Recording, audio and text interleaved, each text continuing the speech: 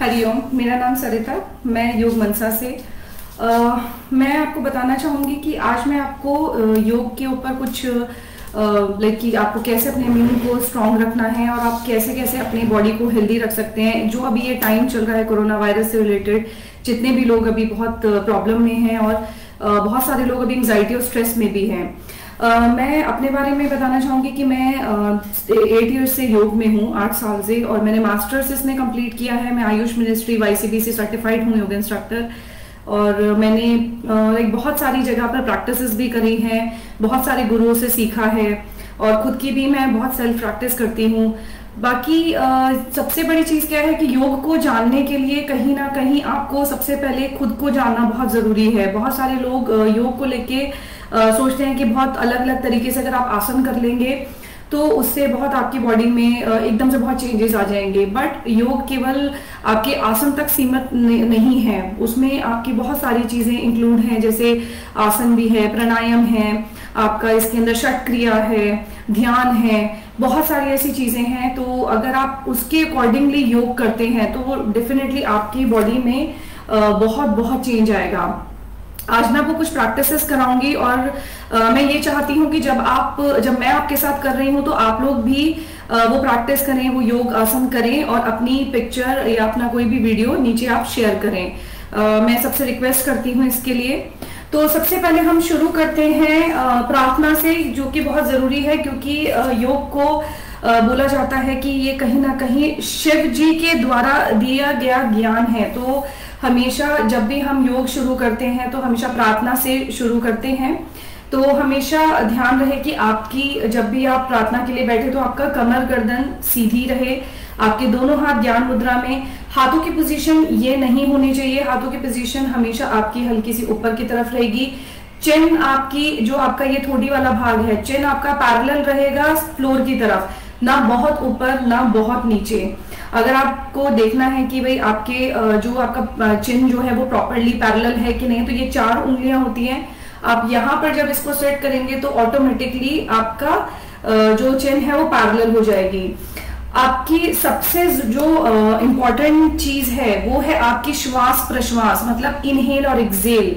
तो मैं चाहूंगी सब लोगों से कि एक बार अपनी ब्रेथ को जरूर चेक करें, क्योंकि अगर आपका ब्रेथ का पैटर्न गलत है तो कहीं ना कहीं आप जब भी कोई प्रैक्टिस करेंगे, चाहे वो योग हो या किसी भी फॉर्म की एक्सरसाइज हो, वो आपके बॉडी पर हार्मफुल इफेक्ट भी दे सकते हैं। तो हमेशा ध्यान रखें कि जब आप श्वास लें, जब आप इनहेल कर रहे हैं तो आपका पेट बाहर की तरफ आए, और जब आप एक्सेल करें तो आपका पेट अंदर की तरफ जाए।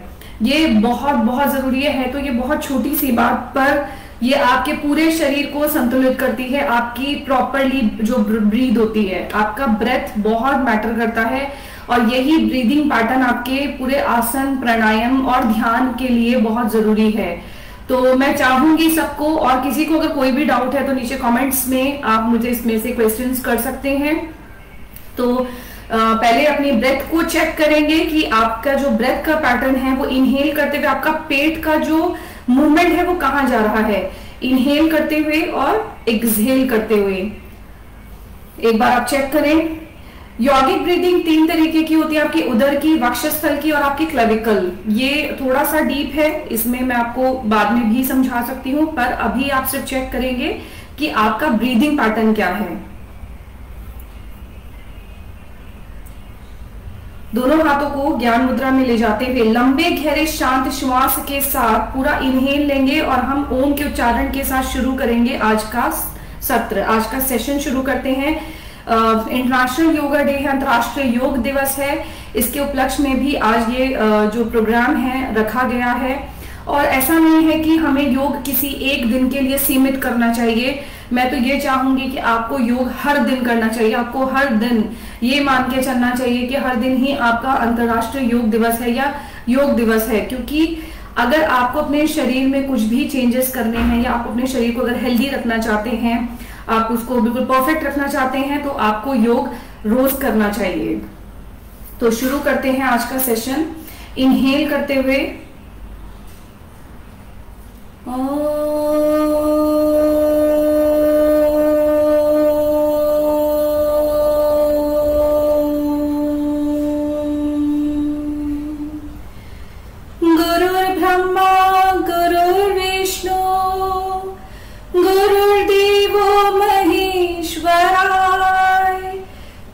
साक्षात् परं ब्रह्म तस्मै श्री गुरुवे नमः। ओम शांति शांति शांति। दोनों हाथ नमस्कार मुद्रा में रखेंगे। खुद को योग अभ्यास के लिए तैयार करेंगे। अपने गुरु का धन्यवाद करेंगे, इष्ट का धन्यवाद, अपने भगवान का धन्यवाद, आदि योगी शिव का धन्यवाद, शक्ति का धन्यवाद, महर्षि पतंजलि का धन्यवाद। हाथों में तेजी के साथ घर्षण करेंगे, रबिंग करेंगे हाथों में, जितना तेज कर सकते हैं। धीरे से अपने चेहरे पे रखते हुए ब्लिंक करते हुए इसको ओपन करना है। धरती माता का धन्यवाद करना है और आज का हम सेशन शुरू करते हैं। धरती माता का धन्यवाद करना बहुत जरूरी होता है क्योंकि धरती को भी हम माता मानते हैं और हमेशा हम इनके ऊपर अपना बोझ डाल के रखते हैं। तो ये बहुत जरूरी है कि इनका भी हम धन्यवाद करें। और जब हम सबसे पहले सुबह उठे तो सबसे पहले माता को ही सर माथे लगाएं, क्योंकि पहला कदम जैसे ही हम रखते हैं तो इनके ऊपर बोझ डालना शुरू कर देते हैं। तो इनसे माफी मांगते हुए और इनसे कहीं ना कहीं परमिशन लेते हुए आप अपने दिन को जब शुरू करेंगे तो आपके पूरे शरीर, आपके पूरे जीवन में आप बहुत अलग चेंजेस देखेंगे। बहुत पॉजिटिविटी, सकारात्मक आपके अंदर कहीं ना कहीं विचार उत्पन्न होते हैं। तो आज का सेशन शुरू करते हैं। यूजुअली हम लोग जब भी योग करते हैं तो सबसे पहले आपका शुरू होता है षट क्रिया से। तो उसका एक मैं आपको बताना चाहूंगी जिसका नाम है कपालभाति। परंतु हमेशा ध्यान रखें कि कपालभाति के लिए आपका पेट बिल्कुल खाली होना चाहिए। पेट बिल्कुल खाली मतलब एम्प्टी स्टमक, और बिल्कुल भी आपके पेट में किसी भी तरीके का कोई खाना, यहाँ तक कि स्टूल भी नहीं होना चाहिए। अगर आपको स्लिप डिस्क है, हर्निया है, आपको अल्सर है, कोई आपको अगर कार्डियक प्रॉब्लम है, रिसेंट कोई इंजरी, आपकी कोई भी ऑपरेशन हुआ है, कोई बैक में इंजरी हुई है, आप वो लोग कपालभाति नहीं कर सकते, उनके लिए कपालभाति वर्जित है। परंतु अगर आप बिल्कुल स्वस्थ हैं, आपको किसी तरीके की कोई भी प्रॉब्लम नहीं है, तो आप कपालभाति कर सकते हैं। पहले आपको कपालभाति में बहुत धीरे धीरे शुरू करना है। और कपालभाति जिस तरह से आप देखेंगे, कपालभाति मतलब आपके कपाल, ये पूरा जितना भी आपका भाग है, भाति मतलब शाइनिंग, आपके शाइनिंग आती है आपके पूरे बॉडी में, आपके फेस पे, आपके शरीर में, और कुछ भी जो भी आपके शरीर में गंदगी होती है वह कपालभाति के द्वारा शरीर से बाहर निकलती है। तो कपालभाति बहुत ही अच्छी चक्रिया है, बहुत ही अच्छा अभ्यास है। परंतु इस अभ्यास को आप अगर हेल्दी हैं, बिल्कुल आपकी बॉडी में किसी तरीके के कोई इश्यू नहीं है तो ही करें। लेकिन अगर कोई भी बैक प्रॉब्लम, कोई भी ऐसी कोई भी इश्यूज हैं तो प्लीज इसकी प्रैक्टिस ना करें, ये वर्जित है। कपालभाति का मैं आपको बताना चाहूंगी। दोनों हाथ ज्ञान मुद्रा में रहेंगे। आपका कमर वाला भाग, आपके चेस्ट वाला भाग सीधा रहेगा, बिल्कुल भी आपकी कमर झुकी हुई नहीं होगी। इस चीज का आप ध्यान रखेंगे। कपालभाति आपका केवल पेट वाले भाग के ऊपर आपको फोकस करना है। तो जब इनहेल आपका जो होगा, इनहेल आपका पैसिव होता है इसमें, और एक्सहेल आपका एक्टिव होता है। तो जब आप इनहेल करेंगे इस तरह से छट की आवाज आती है, और कोशिश ये करनी है कि आपका जो पेट वाला भाग है एक्सहेल में आपका अंदर जाता है। कमर और कंधे सीधे रहते हैं, शोल्डर्स आपके हल्के से पीछे की तरफ रहते हैं, और आपका चिन पैरेलल रहता है। ये बहुत ध्यान रखने वाली चीज है। कमर अगर आप झुकाकर कपालभाति करेंगे तो आपके बैक पर प्रॉब्लम आ सकती है। और कपालभाति करने के लिए मैं चाहूंगी कि आप किसी इंस्ट्रक्टर या किसी टीचर या किसी योग शिक्षक के अंडर ही करें, कभी भी किसी वीडियो को देखकर ना करें। और अगर आप करते हुए आ रहे हैं तो आप वो प्रैक्टिस कर सकते हैं, और कोशिश करें कि आप किसी गाइडेंस के अंडर करें। लेकिन मैंने इसलिए इसके लिए बताया क्योंकि अगर आप ये प्रैक्टिस करते हैं तो आपके इंटरनल क्लेंजिंग होने से जो अभी इतने इश्यूज चल रहे हैं वायरस से रिलेटेड, या जो भी हमारे अंदर कितनी भी अगर गंदगी है, वह कपालभाति के द्वारा हमारे शरीर से बाहर निकलती है। तो इसकी आप प्रैक्टिस करें, परंतु किसी योग शिक्षक या किसी योगा इंस्ट्रक्टर या योगा टीचर के अंडर करें, सो दैट कि वो आपको प्रॉपर्ली देख सके कि आपका अलाइनमेंट, आपका पोस्चर, आपका ब्रीदिंग पैटर्न क्या है। ये बहुत बहुत इंपॉर्टेंट है। अब हम स्टार्ट करेंगे सहज भाव आसन, जिसे जॉइंट मूवमेंट भी कहा जाता है। सबसे पहले हम क्या करेंगे, सीधे खड़े हो जाएंगे। आपकी बॉडी स्ट्रेट लाइन में रहती है। सहज भाव आसन हम नेक एरिया से शुरू करेंगे। आपके जो टो वाला भाग है, आप अगर देखेंगे तो आपके ये वाला जो भाग है, टोज वाला भाग हमेशा अंदर रहता है, हील्स हमेशा हल्की आउट रहती हैं, और आपके जो पैर हैं पैरेलल रहते हैं, शुड बी पैरेलल। आपके शोल्डर लेंथ गैप जितना ही आपके पैरों के बीच में गैप होगा, ना तो बहुत ज्यादा होगा, ना ही पैर इस तरीके से होंगे। आपका अलाइनमेंट, मैंने जैसे पहले भी बोला, हर एक प्रैक्टिस में आपका अलाइनमेंट, आपका पोस्चर, आपका ब्रीदिंग बहुत बहुत मैटर करता है। तो आपके पैर दोनों बिल्कुल पैरेलल रहेंगे, ठीक है। शोल्डर लेवल गैप रहेगा। नेक से हम स्टार्ट करेंगे, दोनों हाथ आप कमर पर रख सकते हैं। हमेशा ब्रीदिंग पैटर्न ध्यान देंगे। जब हम नेक को स्ट्रेच करते हुए साइड में लेके जाएंगे, लाइक इनहेल करेंगे सबसे पहले centre, then exhale back to the centre, inhale exhale, inhale exhale, inhale centre exhale. ये आपके नेक के लिए बहुत अच्छी एक्सरसाइज है। जिनको नेक और शोल्डर में पेन रहता है उनके लिए बेस्ट एक्सरसाइज है। आपका एक चीज का हमेशा ध्यान रखें, बहुत सारे लोग क्या करते हैं, इनहेल करते हैं और सांस छोड़ देते हैं और फिर जाते हैं, तो ऐसा नहीं करना। सांस को खींचना है, एक्सहेल करते हुए जाना है, इनहेल करते हुए आना है। इनहेल करके नहीं आना, एक्सहेल करके नहीं जाना। मतलब जब आप श्वास ले रहे हैं तो आएंगे, श्वास छोड़ते हुए जाएंगे, छोड़ कर नहीं जाएंगे। You have to be very careful in this thing that while inhaling, like you need to inhale and then exhale. With exhaling, stretch your neck, then back to the center, inhale, then again exhale, then inhale, and do not move your shoulders. आपको shoulders नहीं move करने, इसमें केवल neck है। बहुत लोग ऐसे करके जाते हैं, तो प्लीज इस चीज को ना करें। उसके बाद आपका है दूसरी एक्सरसाइज, इनहेल में आपको पीछे की तरफ जाना है, सिर्फ केवल नेक को लेके, not your whole body. So inhale back and exhale forward. Forward में हल्का सा आपको चिन को लॉक करने की कोशिश करनी है, ठीक है। जब भी फॉरवर्ड हम करते हैं तो जितनी भी हमारे बॉडी के अंदर कार्बन डाइऑक्साइड होती है वो एक्सहेलेशन के साथ बाहर निकलती है, इसलिए फॉरवर्ड बेंड्स में हमेशा एक्सहेल किया जाता है। और जब हम इनहेल करते हुए जा रहे हैं, क्योंकि हम बेंडिंग कर रहे हैं, तो हमारे ब्रेन को प्रॉपर ऑक्सीजन चाहिए, तो उसके लिए कहीं हम जब इनहेल करते हुए जाते हैं तो उसको पूरा हम ऑक्सीजन देते हुए जा रहे हैं। अदरवाइज अगर आप बिना किसी ब्रीदिंग पैटर्न के बेंडिंग करेंगे तो आपको चक्कर भी आ सकते हैं। इसके बाद ये आपकी एक्सरसाइज हुई, मैं एक बार दोबारा बताऊंगी। इनहेल एक्सहेल, या 10 टाइम 20 टाइम्स कर सकते हैं। Inhale exhale, then inhale centre, again take just exhale and then inhale back, exhale forward. Forward में ये नहीं करना। हल्का सा अगर आपको लगता है कि कुछ नेक में नहीं समझ में आ रहा है तो चिन को पीछे की तरफ किया and then exhale. You can feel the stretch in your cervical region, in your cervical part, C1 to C7, right? इसके बाद हम करेंगे, इसे बोलते हैं कोहनी चलाओ। हाथों को यहाँ पे रखना है। This is really good for cervical spondylitis issue, और जिसको भी शोल्डर्स में और नेक पे बहुत पेन रहता है, एंड ये आपकी स्ट्रेंथन भी करता है शोल्डर्स को, प्लस आपकी फ्लेक्सिबिलिटी भी लेके आता है।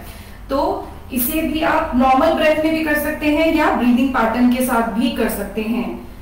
लाइक आपने इनहेल किया, then slowly exhale and inhale. आप ये 10 टाइम्स आपको कोशिश करनी है कि आपकी कोहनियां दोनों मिले, क्योंकि इसमें मैंने ब्रीदिंग पैटर्न इसलिए नॉर्मल बोला, बहुत लोग इसके अंदर ब्रीदिंग के चक्कर में प्रॉपर्ली कर नहीं पाते हैं। तो बेटर है कि आप अगर स्टार्टिंग में इसको नॉर्मल ब्रेथ में भी करेंगे तो भी आपको वही बेनिफिट मिलेगा। सेम विद बैक से करना है, लेकिन कोशिश करना कि आपकी कोहनियां मिले। ये नहीं होगा, दिस इज नथिंग, ये कुछ भी नहीं है। This is the proper way of doing this, okay. दूसरा फिर आपका आता है त्रियक।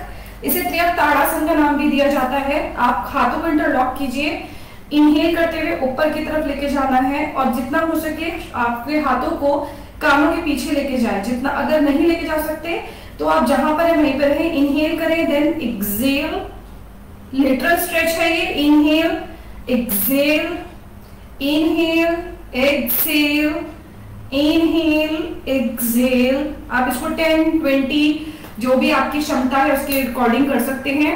आपके लिए स्पाइन के लिए बहुत अच्छी एक्सरसाइज है, बहुत अच्छी प्रैक्टिस है ये। इससे आपकी स्पाइन में जितने भी कोई स्टिफनेस है, जो भी इश्यूज हैं, वो आपके कहीं ना कहीं बहुत हील भी होते हैं और आपको उसमें रिलैक्सेशन मिलता है। प्लस इसका जो मेजर बेनिफिट है अभी के लिए, बिकॉज आप क्योंकि इसको हाथों को ऊपर की तरफ लेके जा रहे हो, आपका चेस्ट एरिया बिल्कुल ओपन है, तो आप लंग्स को एक्सपेंशन दे रहे हैं, आप लंग्स को एक्सपैंड कर रहे हैं। तो हम लंग्स को एक्सपैंड करें तो प्रॉपरली उसको ऑक्सीजन का इंटेक मिल रहा है और उसके थ्रू हमारे जो कार्बन डाइऑक्साइड अंदर है उसको एक्सलेशन हो रहा है, उसको बाहर निकाल रहे हैं। तो अभी के लिए ये बहुत जरूरी है कि जो भी हम प्रैक्टिस करें, हम ये कोशिश करें कि हमारा जो लंग्स वाला एरिया, जो हमारा रेस्पिरेटरी सिस्टम है, उसको प्रॉपरली ऑक्सीजन मिले। तो ये उसके लिए भी बहुत अच्छा है। तो आप ये त्रियक ताड़ासन इसका नाम है। मेक इट श्योर कि जब आप सेंटर में होंगे तो आप इनहेल करेंगे, देन जब आप लेटरल स्ट्रेच में जा रहे हैं, मतलब आप साइड स्ट्रेच दे रहे हैं, तो एक्सहेल। स्ट्रेच में भी आप एक्सहेल करते हुए जाएंगे। अगर आप इनहेल करते हुए जाएंगे, आप उतना स्ट्रेच नहीं दे पाएंगे। ठीक है, ये आपका था त्रियक ताड़ासन। अब क्या करना है, आपको दोनों हाथों को कमर पर रखना है। ये भी आपके लिए जिनका बैक बहुत स्टिफ रहती है या उधर से रिलेटेड कुछ प्रॉब्लम्स रहती है, उनके लिए बहुत अच्छा है। आपको सिंपल इसको कमर पर हाथ रखना है और आपको अपनी कमर को इस तरह से मूवमेंट देनी है। ये पूरी बॉडी को प्लीज मत हिलाइएगा, केवल आपका ये मूवमेंट रहेगा। ये इसको आप 10 times clock, 10 time anti clock, इस तरीके से आप कर सकते हैं। आप जब करेंगे तो आपके जो लोअर स्पाइन में अगर कोई दर्द है, कोई पेन है या कोई भी इश्यूज हैं, उसमें आपको बहुत बहुत बेनिफिट मिलेगा। इसके बाद हम करेंगे, ये करने के बाद हम करेंगे थोड़े से अपने पैरों की एक्सरसाइज। ठीक है, ये एजेड लोगों के लिए भी बहुत अच्छा है, नीज के लिए। और आज की डेट में आप भी तो मैं जैसे देख रही हूँ, मेरे पास बहुत सारे ऐसे लोगों की प्रॉब्लम्स आती हैं कि अर्ली एज में ही उनको नी में पेन आने लग गया है। तो नी का स्ट्रेंथन होना बहुत जरूरी है, क्योंकि हमारी जो पूरी शरीर है, पूरा जो ये ट्रंक एरिया है, वो हमारे एंकल, हमारे नीज, हमारे पैरों के ऊपर ही पूरा टिका हुआ है। तो आप ये पैर खोल के भी कर सकते हैं। अगर आपको नॉक नीज का इशू है तो आपको पैर खोलना पड़ेगा, क्योंकि नॉक नीज में ये इस तरीके से चिपक जाते हैं बिल्कुल। तो अगर आपका ऐसा कोई प्रॉब्लम है, हल्का पैर खोल सकते हैं, अदरवाइज इसमें पैर मिला के किया जाता है। बहुत लाइट स्लाइटली बेंड करना है नीज को, दोनों हाथ आपके अच्छी तरीके से नीज के ऊपर रहेंगे। आपको इनको मूवमेंट देना है क्लॉक एंड देन इसके बाद 10 लाइक आप क्लॉक दे सकते हैं, एंड सेम वे में आप 10 एंटी क्लॉक भी दे सकते हैं। ठीक है, तो उस तरीके से इसको ये आप 10 टाइम्स भी अगर करते हैं तो आपकी नी का जो भी इशू है वो आपको, उसमें आपको बहुत बेनिफिट मिलेगा। अब आपको क्या करना है, आपको थोड़ी सी रिस्ट एंकल मूवमेंट भी देनी है, क्योंकि एंकल भी अगर आपके टाइट है, अगर वहां पे भी कहीं ना कहीं स्टिफनेस है या कोई पेन है, तो भी आपके पैरों में, एड़ियों में और जो बैक ऑफ योर नी है वहां पे कहीं कहीं पर मैंने देखा है कि लोगों को बहुत पेन आता है।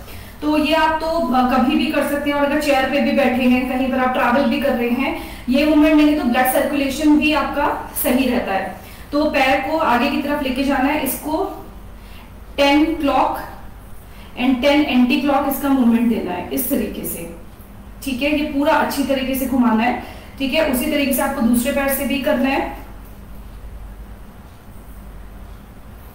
ये बहुत ही अच्छी एक्सरसाइज है आपके एंकल के लिए, और क्योंकि आप इसमें जब जैसे आप इसमें फील करेंगे, अगर आप इसमें आगे की तरफ जैसे खींच रहे हैं तो आप देखेंगे कि आपका पूरा नी वाला भाग जो है, पूरा जो ये आपका भाग है, ये पूरा स्ट्रेच हो रहा है। आपके कॉर्ड्स, इनर कॉर्ड्स आपके वो प्रॉपर्ली स्ट्रेच हो रहे हैं। तो कहीं ना कहीं आप नी के या जो आपके लिगामेंट्स हैं आपके, उनको भी आप स्ट्रेच कर रहे हो, तो उनको भी स्ट्रेंथन कर रहे हो। ये आप इसको क्लॉक एंड एंटी क्लॉक आप इसको कर सकते हैं।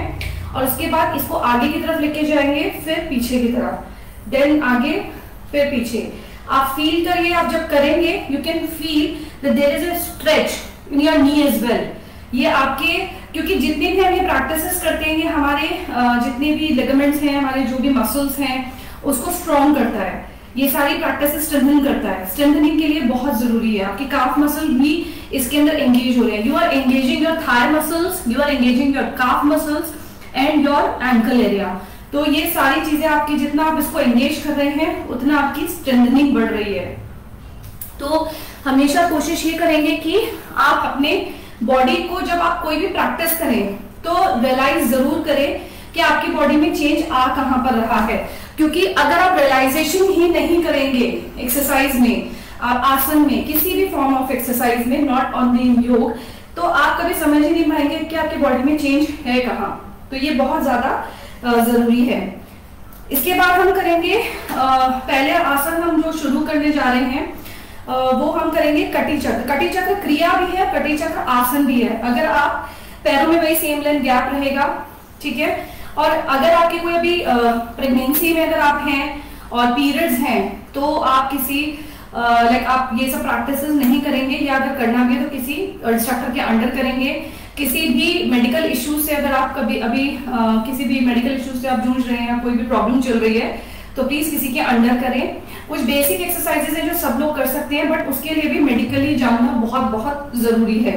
बट नॉर्मली जो नॉर्मल है या थोड़ी बहुत कुछ प्रॉब्लम्स हैं वो ये कर सकते हैं।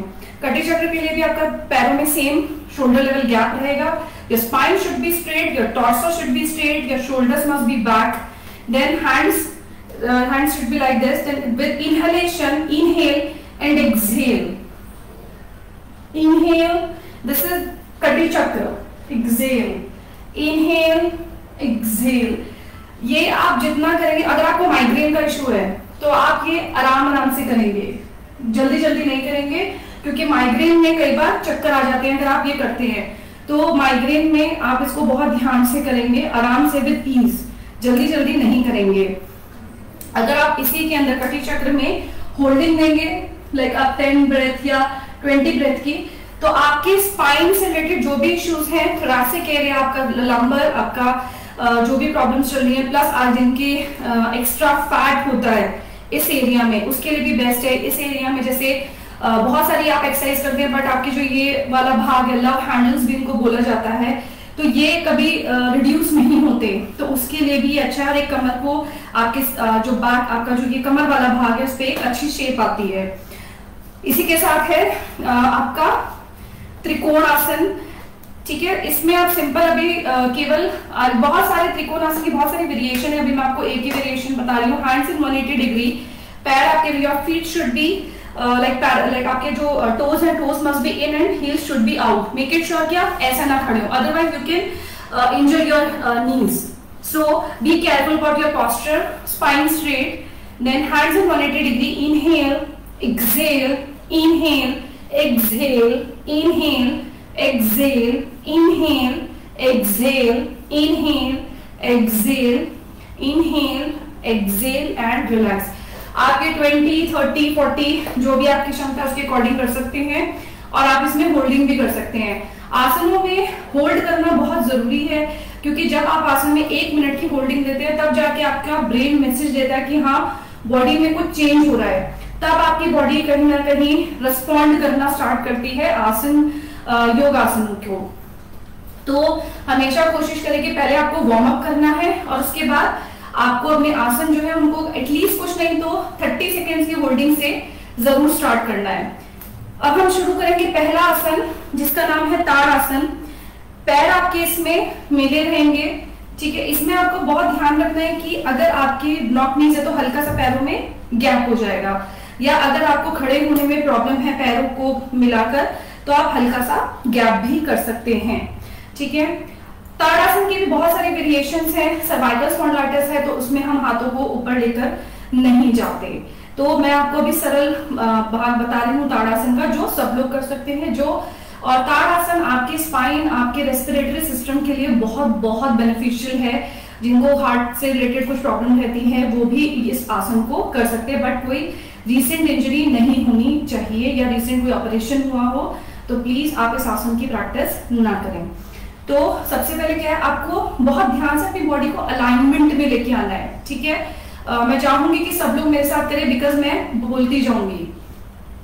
आपका चिन पैरेलल रहेगा, your chin should be parallel to the ground, shoulders rolled back, chest out, hands like in this position, then slowly chest out, squeeze your anal area. Your anal area must be squeezed, so that once you are squeezing your anal area you are straightening your back. आप अपने back को straighten करेंगे.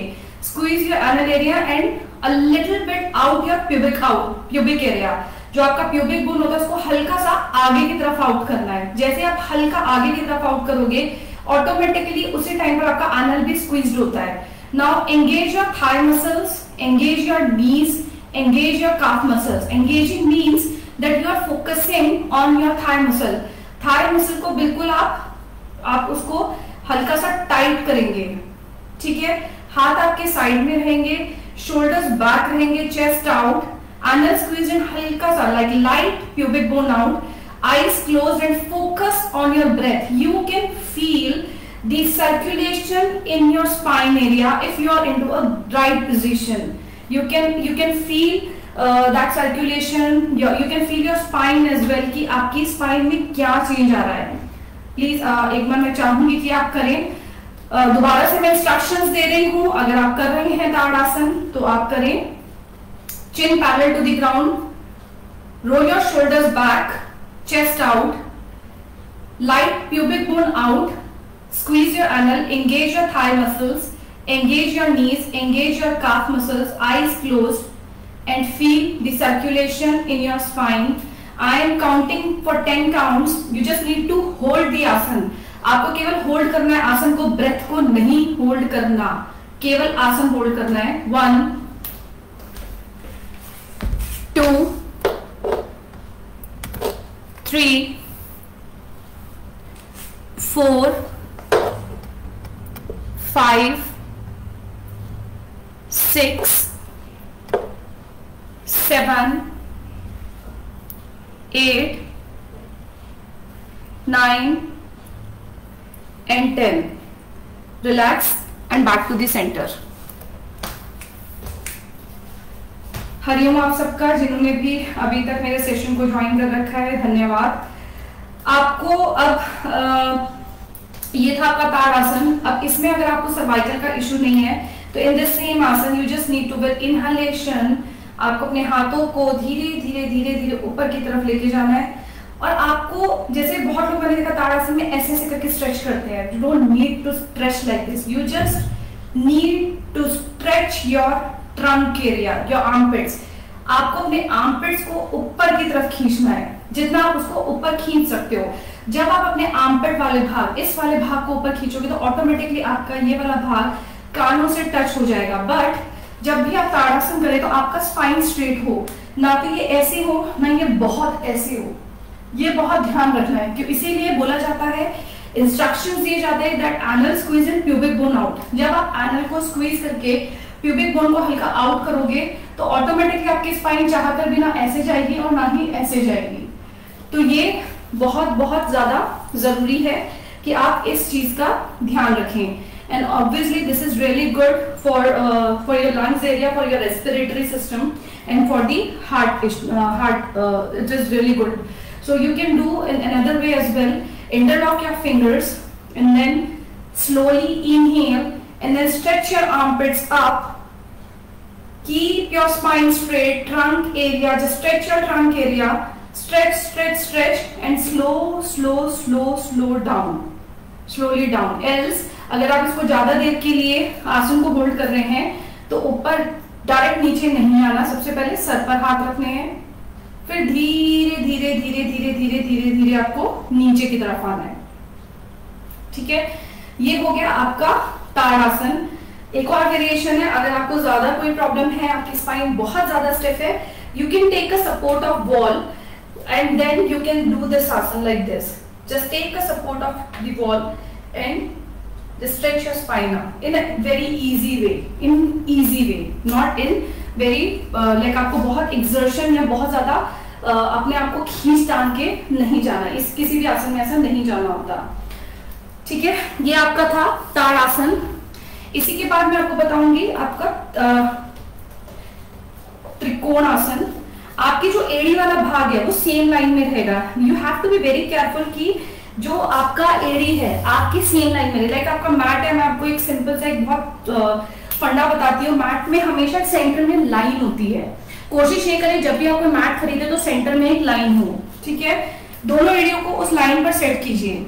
ठीक है, then इसे बहुत easy way में करना है, बहुत ज्यादा भी स्ट्रेच नहीं देना। प्रॉपरली अगर आपका नहीं भी होता तो कोई इश्यू नहीं है।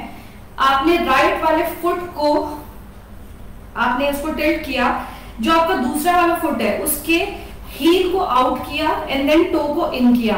Now keep your torso straight, hands should be like this. आपके एल्बोज बिल्कुल पास होने चाहिए।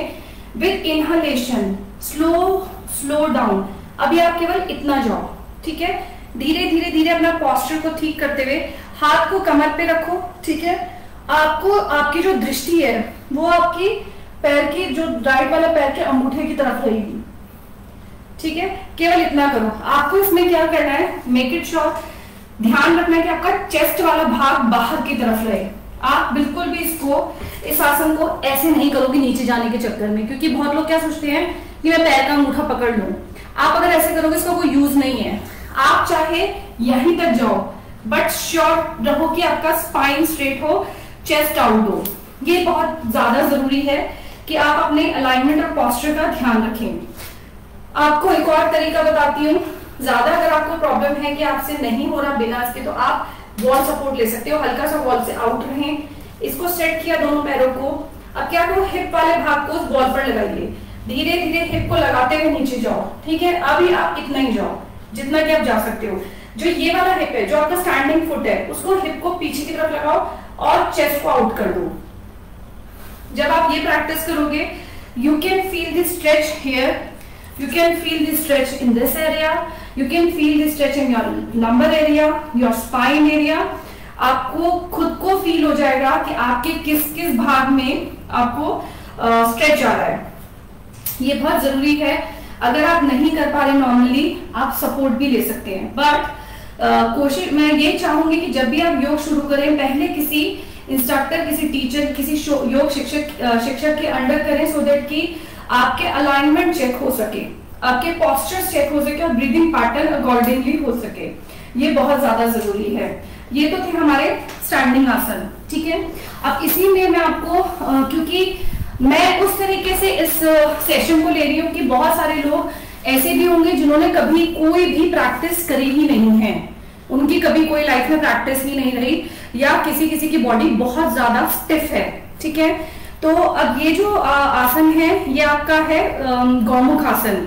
बहुत सारे लोग वज्रासन में नहीं बैठ पाते जस्ट बिकॉज उनके नी में बहुत इश्यू रहता है। तो उसके लिए मैं एक चीज बता सकती हूँ, आप एक गद्दी ले सकते हैं, ठीक है। आप वज्रासन में बैठे, यहां पर सेट कर दीजिए इसको।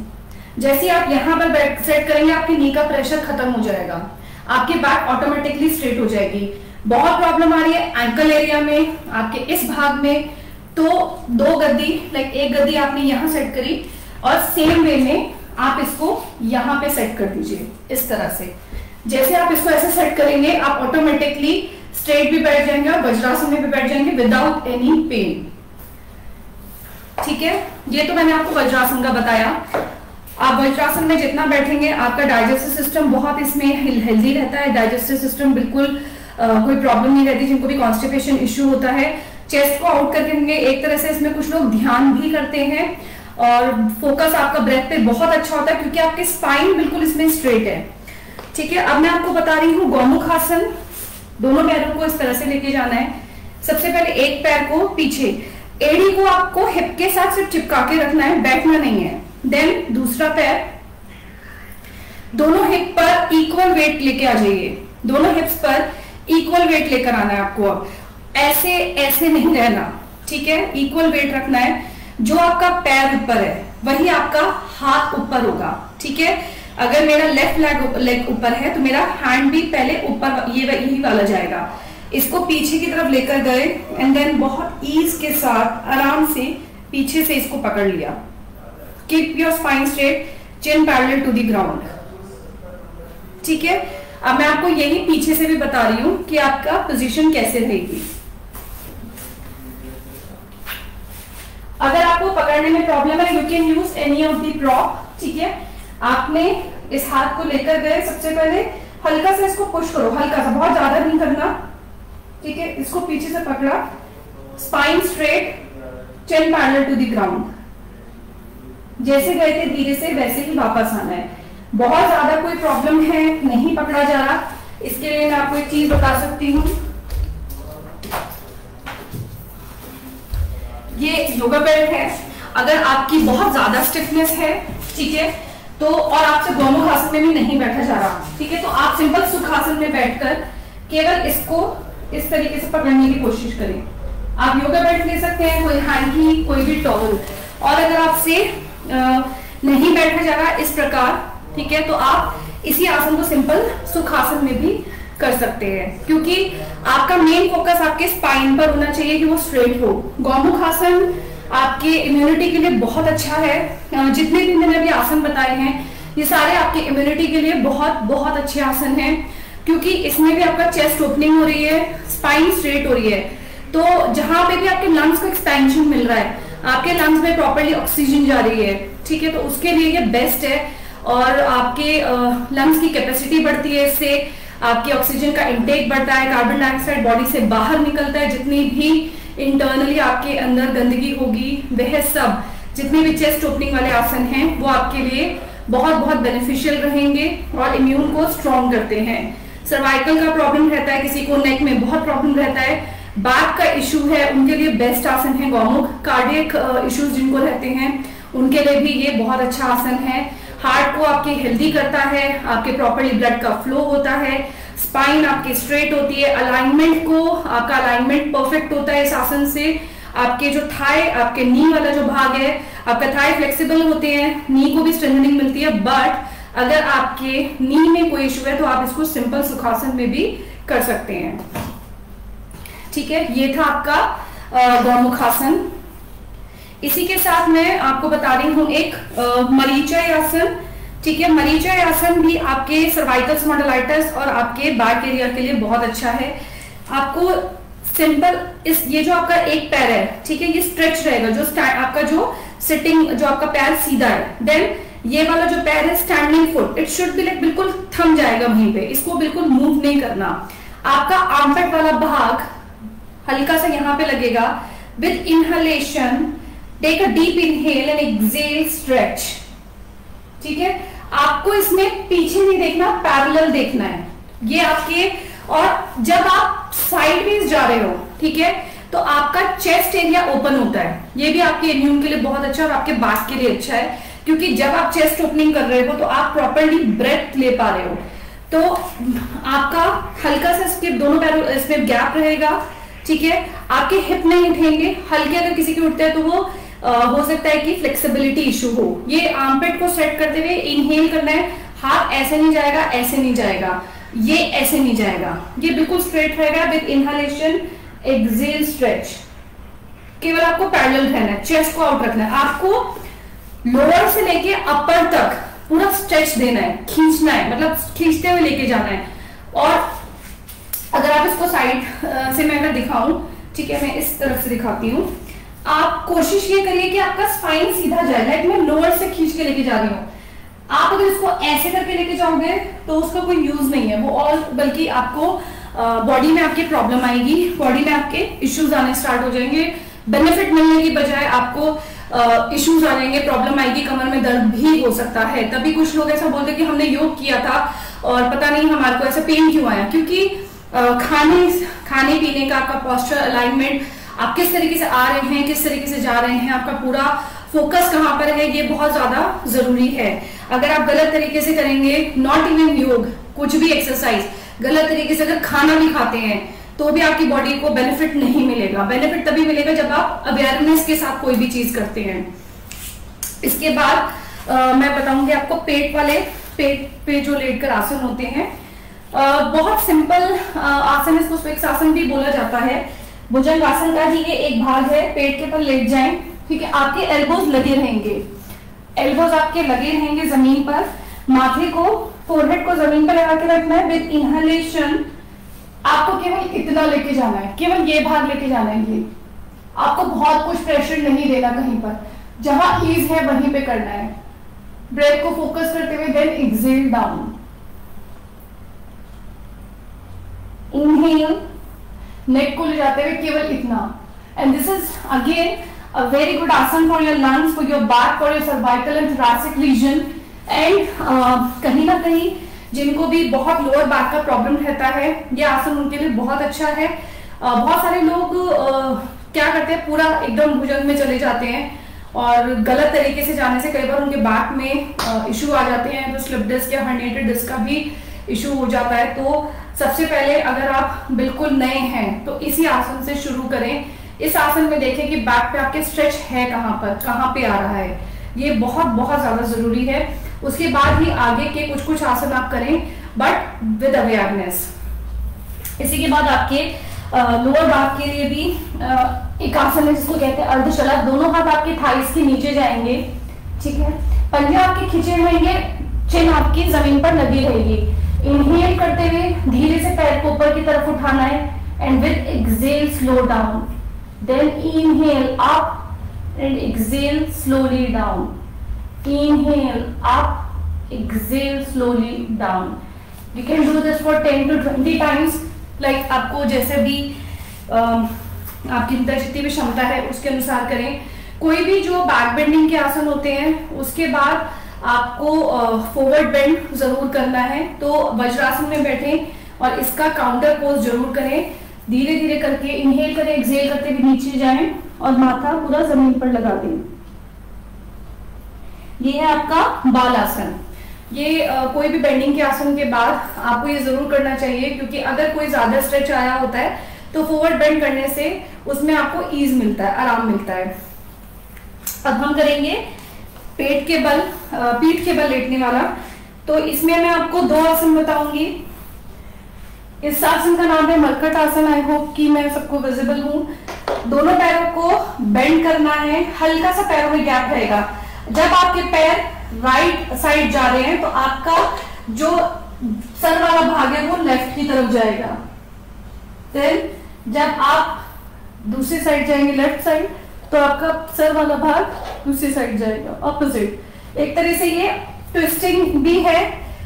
जिनको बैक में बहुत इशू है और जिनके बहुत ज्यादा प्रॉब्लम रहती है, स्टिफनेस है बहुत ज्यादा बैक में, आपके हिप एरिया में, हिप जॉइंट में बहुत स्टिफनेस है, उनके लिए ये आसन बहुत अच्छा है। अगर आप ये आसन रेगुलर करते हैं तो आपके बैक का जितना भी पेन है, आपके थोरैसिक एरिया में जो भी पेन है, उसमें आपको ईज मिलता है, उसमें आपको बहुत आराम मिलेगा।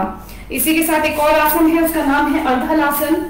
ये भी आपके जिनको वेरिकोज वेन्स का प्रॉब्लम है, पैरों में बहुत दर्द रहता है या बैक में बहुत पेन रहता है, ये 2 तरीके से आप कर सकते हैं। दोनों हाथों को हिप एरिया के नीचे लेकर जाएंगे। सबसे पहले इनहेल करते हुए एक लेग को उठाएंगे, एक्सहेल करेंगे यहीं पे, then inhale another leg, and दोनों पैरों को ऊपर की तरफ खींच के रखना है।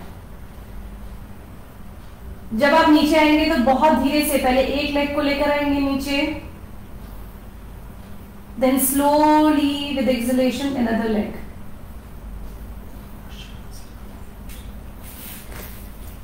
ये आप अगर आसन करते हैं तो एक तो आपके जो पैरों पे बहुत जो आपके पेट पे बहुत एक्स्ट्रा चर्बी है उसमें आपको बहुत बेनिफिट मिलता है, प्लस कहीं ना कहीं आपके जो वेरिकोज का इश्यू चल रहा है वो आपको उसमें बहुत ईज मिलता है और बैक भी आपकी इससे फ्लेक्सिबल होती है।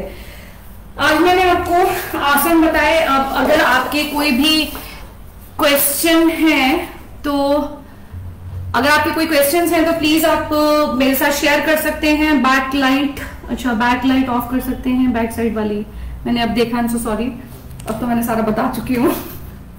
अगर आपके कोई भी क्वेश्चंस हैं, कोई भी आपके अगर लगता है आपको कुछ पूछना है तो प्लीज आप मुझसे पूछ सकते हैं कि आसनों से संबंधित या खाने से संबंधित या जो भी आपकी कोई प्रॉब्लम्स चल रही हैं उससे रिलेटेड अगर कोई भी क्वेश्चंस है तो आप पूछ सकते हैं। प्राणायाम भी मैं आपको बताना चाहूंगी। आप मेरे को कमेंट सेक्शन में आप मेरे को मेंशन कर सकते हैं अगर आपका कोई भी क्वेश्चन है तो। आपको मैं प्राणायाम इसलिए बताना चाहूंगी क्योंकि अभी के लिए प्राणायाम बहुत इंपॉर्टेंट है। बहुत सारे लोगों को बोरिंग लगता है प्राणायाम करना, और क्योंकि मैंने खुद ये महसूस किया है कि बहुत सारे लोग बोलते नहीं हमें प्राणायाम नहीं करना, हमें सिर्फ आसन कराओ। लेकिन केवल आसन से बहुत कुछ नहीं होता, आपको कहीं ना कहीं प्राणायाम भी उतना ही इम्पोर्टेंट है। तो अनुलोम विलोम प्राणायाम अगर आप रेगुलर करते हैं तो आप खुद को नॉट इवन जो अभी प्रॉब्लम अभी चल रही है कोविड की या जो भी अभी कोरोना की जो भी प्रॉब्लम चल रही है, अभी आगे बहुत सारे ऐसे इश्यूज आ सकते हैं, तो उससे आप खुद को बचा कर रख सकते हैं। और कहीं इसलिए आपके लिए प्राणायाम करना बहुत बहुत बहुत इंपॉर्टेंट है। प्राणायाम को बिल्कुल मिस ना करें। आप अगर हो सके तो प्राणायाम को जरूर अपने हर एक प्रैक्टिस में ऐड करें। आप किसी भी फॉर्म ऑफ एक्सरसाइज कर रहे हो, इट डजंट मैटर, प्राणायाम का किसी भी चीज से कोई ऐसा नहीं है, योग किसी भी चीज के साथ ऐसा नहीं है कि वो एक ही पर्टिकुलर कुछ लोग कर सकते हैं, कोई भी कर सकता है। और प्राणायाम आपको जरूर करना चाहिए। इसमें भी मैं आपको बता देती हूँ, कमर गर्दन आपकी सीधी रहेगी, आप सुखासन में बैठ सकते हैं, अगर आपका अर्ध पद्म या पद्म लगता है तो वो लगा सकते हैं, या आप सिंपल केवल सुखासन में बैठ सकते हैं। फोकस यही रहना चाहिए कि आपका कमर वाला भाग, आपका शोल्डर वाला भाग बिल्कुल सीधा रहे। आप हाथ की प्राण मुद्रा बनाएंगे, एक हाथ आपका ज्ञान मुद्रा में रहेगा, एक हाथ की आपकी बनेगी प्रणाम मुद्रा।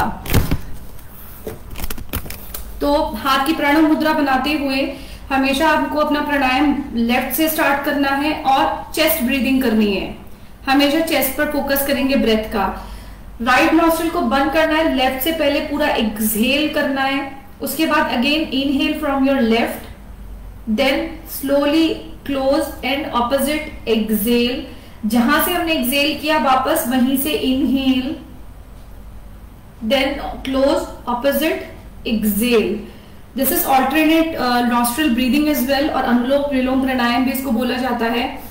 आप इसको जितना करेंगे, लेफ्ट पर ही अपने प्राणायाम को शुरू करेंगे और लेफ्ट पर ही अपने प्राणायाम को आप खत्म करेंगे, और जितना आप प्राणायाम करेंगे उतनी ही आपकी बॉडी में फ्लेक्सिबिलिटी बढ़ेगी, आपकी बॉडी में जितने भी टॉक्सिन्स हैं रिमूव होंगे, आपके वेट लॉस में बहुत बेनिफिट देता है ये, आपके इंटरनली लंग्स को बहुत स्ट्रेंथन करता है, हार्ट एरिया को स्ट्रेंथन करता है, आपके श्वास प्रश्वास लेने की क्षमता को बढ़ाता है। आपके नॉस्ट्रल्स जिनको बहुत ज्यादा जुकाम रहता है या बहुत एंजाइटी स्ट्रेस रहता है, उनके लिए भी प्राणायाम बहुत बहुत बहुत अच्छा है। प्राणायाम कहीं ना कहीं ध्यान का एक पहला भाग है। जब आप ध्यान में जाना चाहते हैं, अगर आप प्राणायाम करते हैं, ऑटोमेटिकली उस टाइम पर आप ध्यान पर जाते हैं।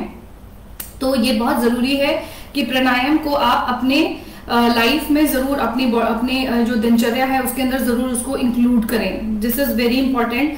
एंड प्राणायाम से आपकी अगर शुगर का कोई इश्यूज है, आपको हाई बीपी का प्रॉब्लम है, आपको जैसे किसी को हार्ट का कोई इशू है, तो वो भी प्राणायाम कर सकते हैं। प्रेगनेंसी में प्लीज प्राणायाम ना करें, आप किसी के अंडर करें। प्रेग्नेंट अगर आप हैं, कोई भी प्रैक्टिस अपनी मर्जी से नहीं करें। पीरियड्स में आप प्राणायाम कर सकते हैं।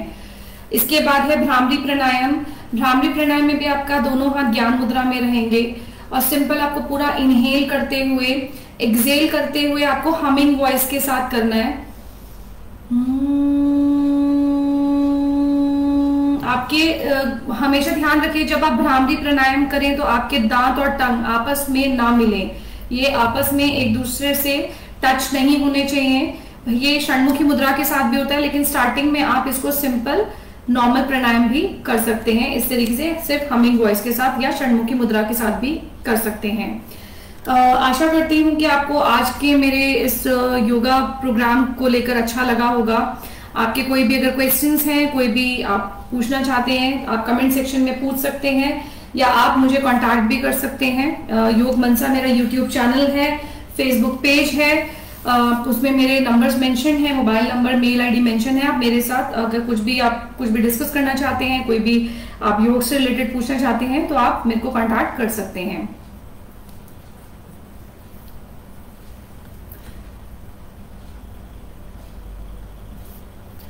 I generally get neck pain while laying on my back and doing आसन। नेहा जैन, अगर आपको नेक में पेन आता है, क्योंकि जैसे ही आप बैक के पे लेटते हैं तो कहीं ना कहीं आपके बैक में कोई ना कोई इशू 100% है। क्योंकि अगर आपके कई बार क्या करते हैं, जब हम सीधे लेट के कोई आसन कर रहे हैं, ठीक है, तो प्रॉब्लम क्या आती है उसके अंदर, हम अपनी नेक को ऐसे कर लेते हैं, तो इस वजह से नेक में प्रॉब्लम भी आती है। तो आप पहले एक बार ये पता करें या किसी भी लाइक आप उसका एक्सरे कराएं कि एग्जैक्टली आपके बॉडी में, आपके स्पाइन में कोई इशू तो नहीं है, सर्वाइकल स्पॉन्डिलाइटिस तो नहीं है, या कोई लंबर में कोई प्रॉब्लम तो नहीं है, या रिसेंट में कोई ऐसा झटका तो नहीं आया था। तो उस वजह से कई बार होता है कि हमें नेक वाले भाग में पेन आता है जब बैक की तरफ हम जब लेटते हैं। क्योंकि अगर हमारे लोअर में पेन है तो वो पूरा ऊपर तक एक लेवल पे आके जाता ही है पेन, और अगर नेक में है तो धीरे धीरे थोरैसिक से होते हुए लंबर तक, वो लोअर बैक तक वो पेन खींचता है। तो एक बार आप चेक कराएं, और नहीं तो एक बार आप अपना अलाइनमेंट चेक करें, या आप मुझे पिक्चर भेज सकते हैं। कोई भी अगर आप आसन कर रहे हो पीठ के बल, तो मैं आपको बता दूंगी कि आप कहाँ पे आपका पोस्चर अलाइनमेंट या कहाँ पे आप गड़बड़ कर रहे हैं, या क्योंकि कई बार क्या होता है कि जैसे हम कोई आसन करें ना, बहुत ज्यादा स्ट्रेच कर देते कि हमें लगता है कि हम बहुत अपना बेस्ट कर रहे हैं, बट अलाइनमेंट से अगर आप बाहर जाओगे तो 100% कहीं ना कहीं पेन जरूर आता है। एक्स्ट्रा स्टिफ हो सकती है नेक, ये भी एक इश्यू हो सकता है। लास्ट आसन करने में आपको नेक में पेन आ रहा है, हाँ, तो कहीं ना कहीं आपके मैम बैक में कुछ ना कुछ तो इश्यू है।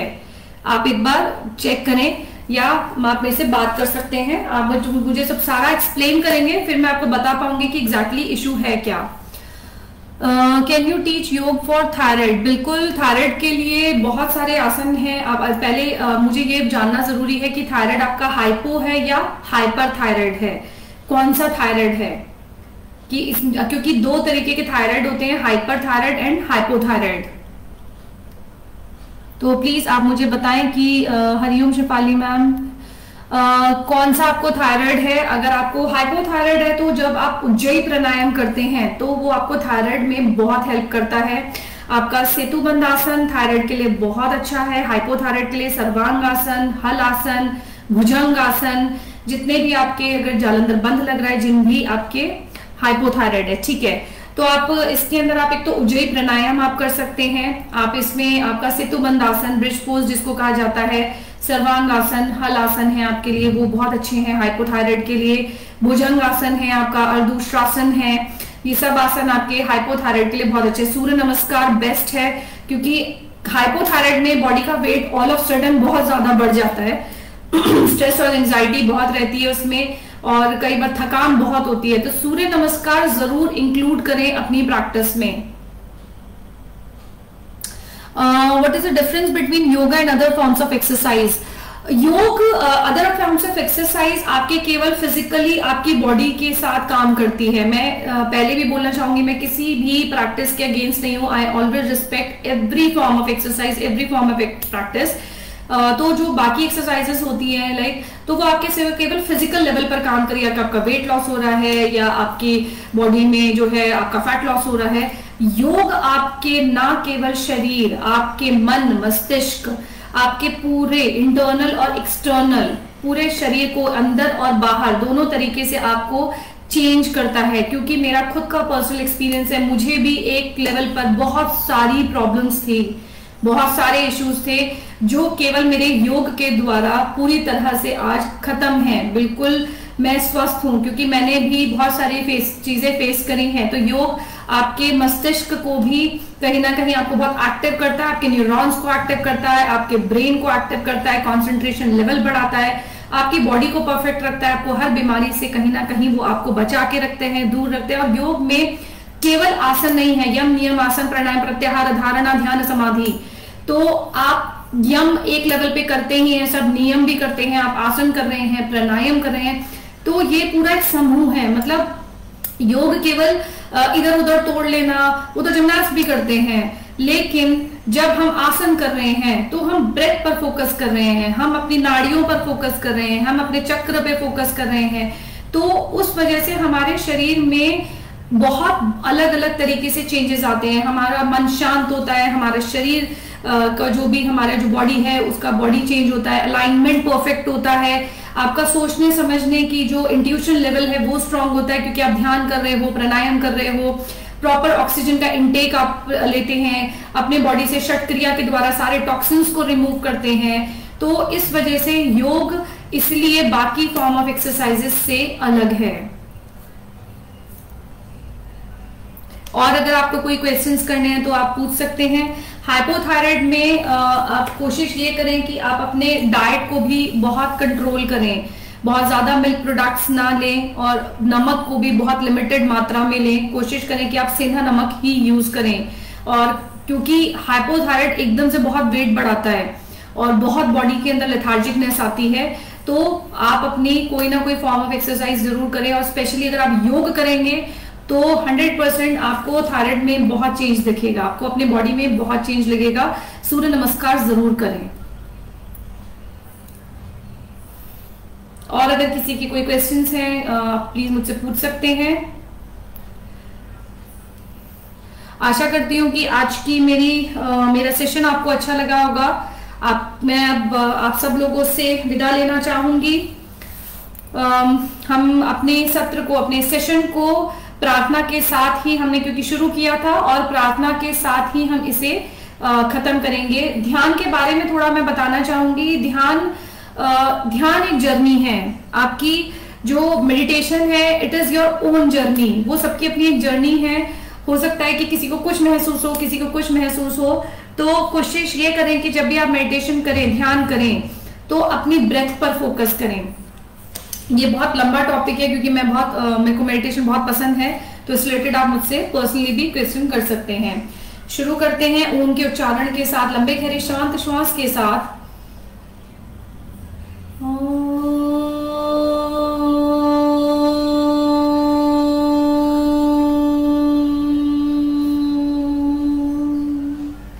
सर्वे भवन्तु सुखिनः, सर्वे सन्तु निरामयाः, सर्वे भद्राणि पश्यन्तु, मा कश्चित् दुःखभाग् भवेत्। ओम शांति शांति शांति। अपने द्वारा किए गए योग अभ्यास का धन्यवाद, अपने शरीर का धन्यवाद, अपने गुरु का धन्यवाद, ईष्ट का धन्यवाद, भगवान का धन्यवाद। हाथों को धीरे से खोलेंगे, चेहरे पर रखेंगे। धरती माता का धन्यवाद। हरिओम। शुभ दिन। आप सबका भी धन्यवाद। अंतर्राष्ट्रीय योग दिवस की आप सबको भी हार्दिक शुभकामनाएं। शुभ दिन। हरिओम।